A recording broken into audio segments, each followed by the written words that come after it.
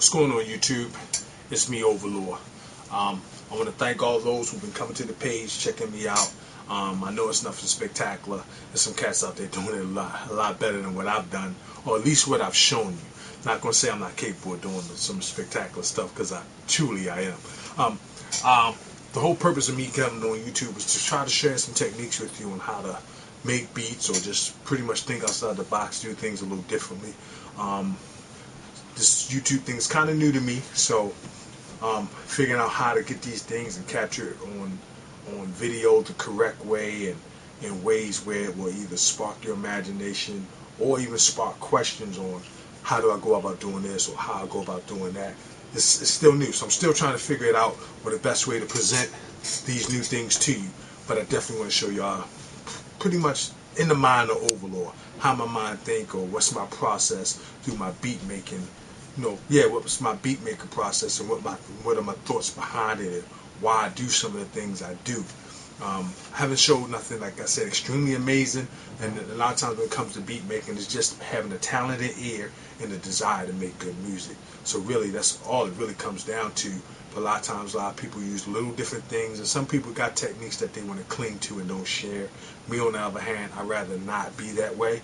I'd rather share techniques to you and with you, and share things with you so you can make good music, and especially if you're into like the golden era hip-hop, boom bap, and sample-based production and things of that nature, and just overall being creative. If I can show you something that's going to make you better, to help you make great music, and maybe go on YouTube one day and see you doing something hot that inspires me to do something, that's what the whole process is all about.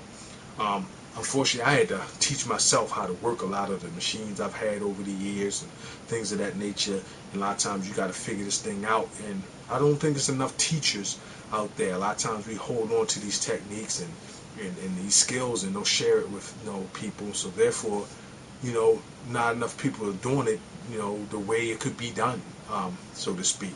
So you get a lot of different things. I noticed that me getting into this hip-hop music and doing hip-hop and getting into the hip-hop culture, especially the beat-making process, I think the success of it all in the beginning of it was based on limitations. We had so many limitations that we just wanted to make good music. We weren't musicians, a lot of us. We didn't have guitars and stuff like that, so we would lean to drum machines and samplers, and then we'd find unique ways to use them, and ways that manufacturers didn't even know we would use these machines for. They had no idea. Like, I had no idea they would use it for that. I made it for this purpose. They doing that with it. So it's kind of like that.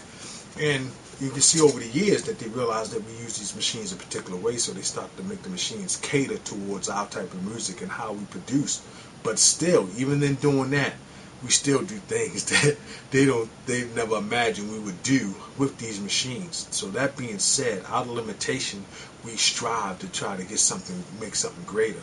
So I got myself to the point where I don't criticize other people or their music or how they do it, or just because I don't like it. If I don't like it, I don't like it, but I can't knock it, because whatever it is, they just want to get their music out, or they're just trying to do the best they can. And today's limitation is a lot of cats can't buy MVs and MPCs and stuff like that. Hardware is expensive.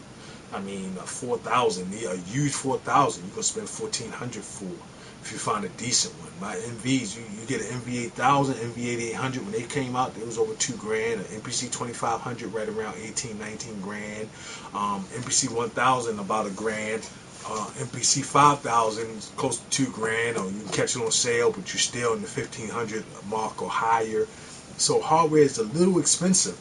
I mean, you got somebody that's got a laptop that they spend a couple $100 for, and get a Fruit Loops program that you can spend like $100 for. It's no wonder you get a lot of Fruit Loop producers. Nothing against them. You got a lot of people that they take what they got and they make the best of it. Ninth Wonder started on Fruit Loops. I mean, so it's just like that.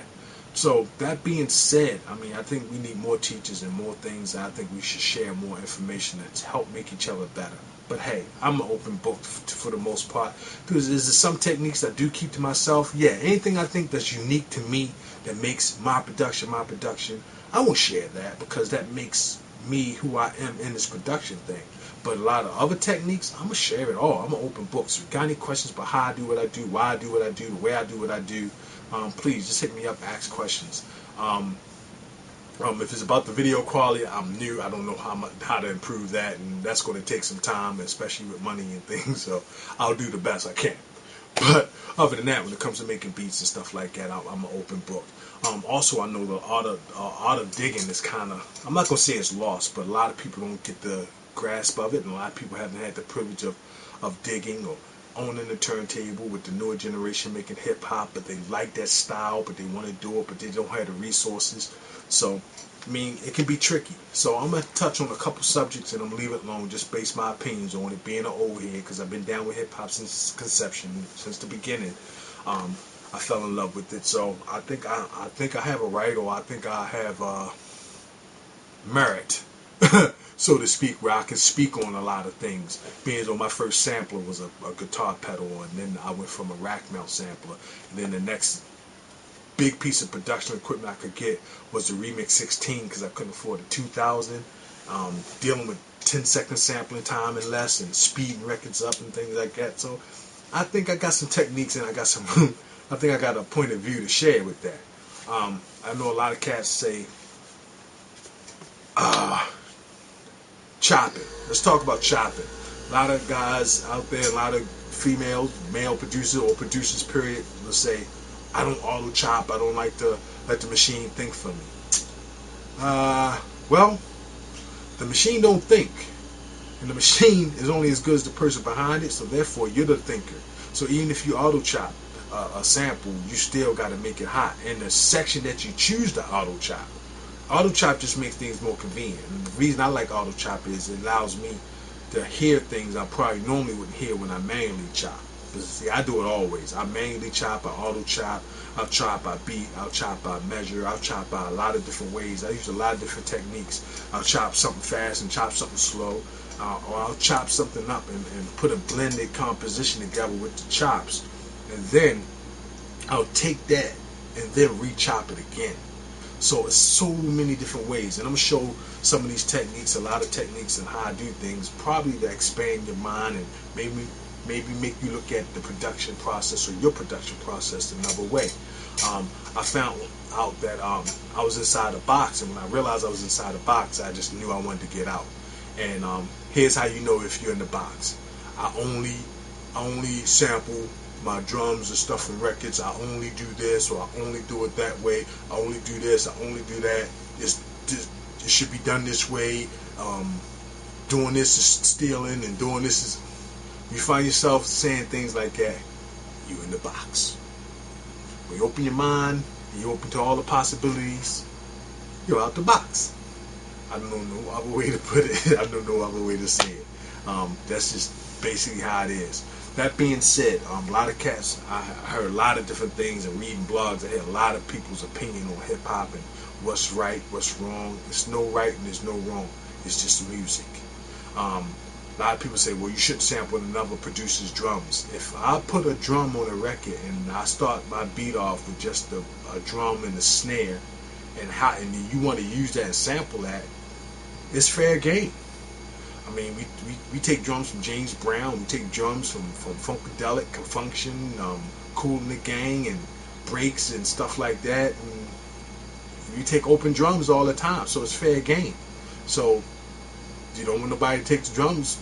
Don't start off with rare drums. I mean, Kanye used Dre drums for a Jay-Z track, so I don't see nothing wrong there.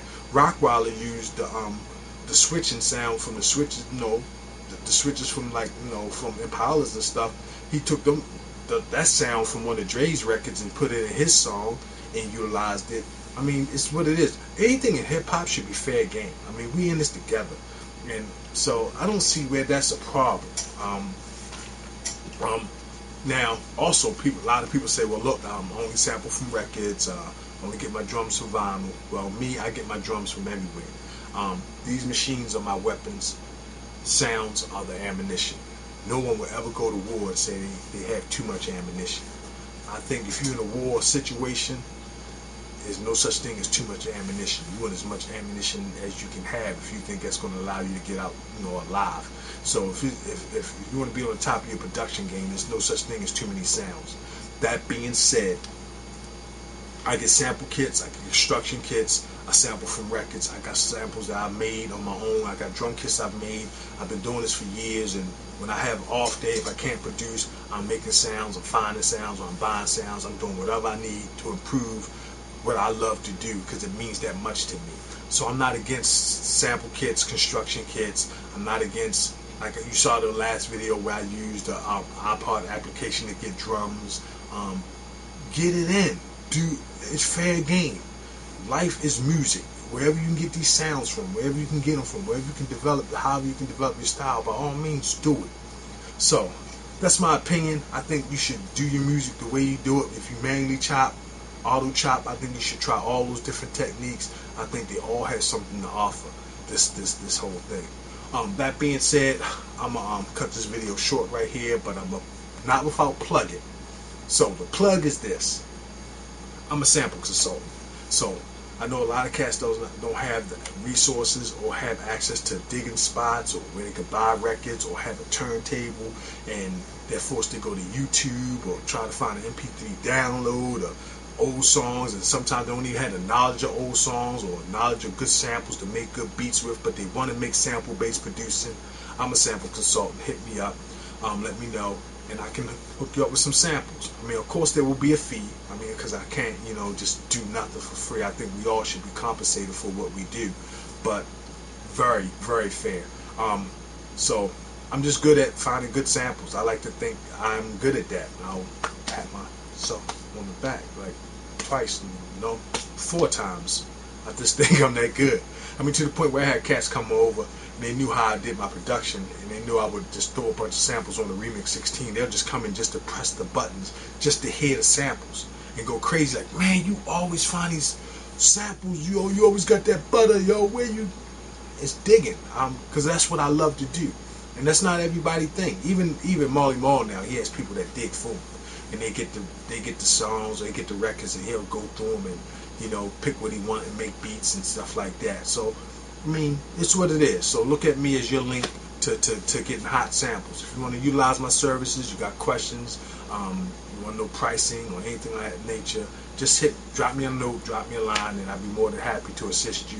I can get you some good quality stuff. I'll do another video later, another day, kind of showing like what I got in my library, because I got thousands and thousands of records, thousands of songs, thousands of albums in many different formats, converted to waveform, MP3 form, the original vinyl. I got a lot of stuff. So I'm willing to share it, because I know that even if I take a sample and you take the same sample, chances are our beats will be different. So that being said, if you're interested in the samples, you got beat questions, you got need any additional information, hit me up. I'll be more than happy to help you. I appreciate you watching. Keep checking me out. Subscribe to the videos. Hit the like button. If you don't like it, you can state there that you don't like it as well. All input is welcome. I just want some input. And tell people about the page and have them come. And I'm trying to do some unique things and maybe some things, like I said, that will maybe spark you to do things a little differently. So hopefully I've been of help. If not, I'll try harder. Or I guess you really just hate my guts. You wouldn't be watching me now. So, alright, that being said, thanks everybody. I appreciate it. Subscribe to the page, and see you on the next video.